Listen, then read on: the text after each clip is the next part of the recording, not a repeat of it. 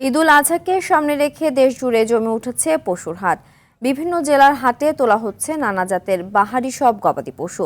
হবিগঞ্জ ব্রাহ্মণবাড়িয়ার হাটগুলোতে চাহিদার শীর্ষে রয়েছে মাঝারি থেকে ছোট আকারের গরু, তবে দাম চড়া বলে দাবি ক্রেতাদের। এদিকে নোয়াখালী ও ময়মনসিংহের খামারগুলোতে শেষ মুহূর্তের পরিচর্যায় ব্যস্ত খামারিরা।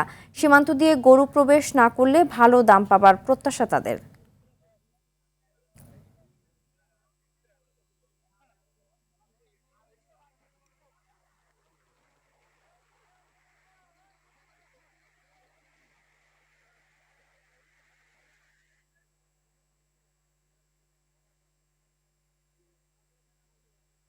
এ বিষয়ে আরো জানাতে ব্রাহ্মণবাড়িয়ার কসবার নয়নপুর বাজার থেকে যুক্ত হচ্ছেন সহকর্মী সাদ্দাম হোসেন। সাদ্দাম, ঈদকে সামনে রেখে খামারিদের প্রস্তুতি কেমন দেখছেন? এছাড়া অবৈধভাবে ভারতীয় গরু দেশে প্রবেশের কোনো আশঙ্কা রয়েছে কিনা জানাবেন।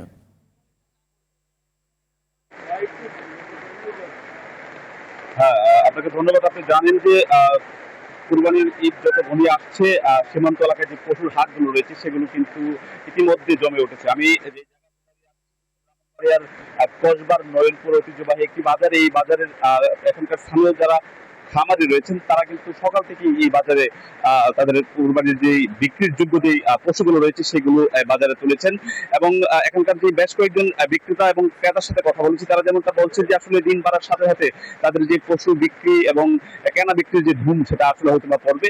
এবং এই এলাকার যে খামারি রয়েছেন, যেহেতু সীমান্তবর্তী এলাকা, আপনি জানেন এই এলাকার বেশ কয়েকটি ভারতীয় যেই সীমান্ত এলাকা রয়েছে, সেই সীমান্ত এলাকা দিয়ে এই বাজারে অবৈধভাবে ভারতীয় গরু প্রবেশ করে, যার ফলে কিন্তু এখানকার যারা খামারি রয়েছেন তারা কিন্তু দুশ্চিন্তায় রয়েছেন। তারা আশঙ্কা করছে যে তারা যেই ন্যায্য দাম পাওয়ার যে কথা, এখানকার খামারিরা তারা কিন্তু সেটি পাচ্ছে না। তো তারা এখানকার যে স্থানীয় প্রশাসন রয়েছে তাদের কাছে করজোর অনুরোধ জানিয়েছে, তারা যেন এখানকার যে সংশ্লিষ্ট আইন শৃঙ্খলা বাহিনী বিজিবি রয়েছেন তারা যেন খুব এই তারা দায়িত্ব পালন করে। এবং তারা আশা করছেন যে খুব দ্রুত এই বাজারে যেন তাদের যে বিক্রির যোগ্য যে পশুগুলো রয়েছে সেগুলো তারা ন্যায্য দাম পাবে। তো এই ছিল আমার কাছে ব্রাহ্মণবাড়িয়ার কসবার নয়নপুর বাজার থেকে কোরবানির যে পশু হাট, এর থেকে আমার কাছে সর্বশেষ। ধন্যবাদ।